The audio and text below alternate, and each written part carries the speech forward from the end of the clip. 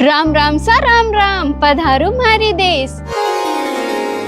देखिए एक झलक राजस्थानी संस्कृति की, वो भी रायपुर में।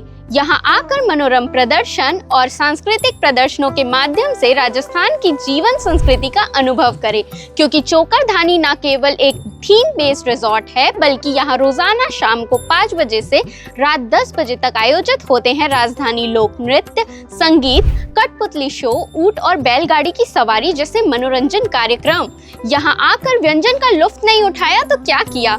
इस रिजॉर्ट में पारंपरिक राजस्थानी व्यंजन जैसे दाल बाटी चूरमा, गट्टे की सब्जी और अनेक मिठाइयाँ भी परोसी जाती है। साथ ही बच्चों के लिए खेल का मैदान, मेहंदी डिजाइन, हस्तशिल्प खरीदारी और स्विमिंग पूल जैसी सुविधाएं भी उपलब्ध है। तो सोचिए रेगिस्तान के रंगों के बारे में जो आज मौजूद है रायपुर की गलियों में। तो थारो सूटकेस नहीं, बस थारो दिल ले आइयो।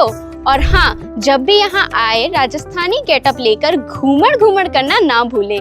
अगर आप यहाँ जा चुके हैं तो कमेंट करके जरूर बताइए, और अगर वीडियो अच्छी लगी हो तो लाइक करना और चैनल को सब्सक्राइब जरूर करना।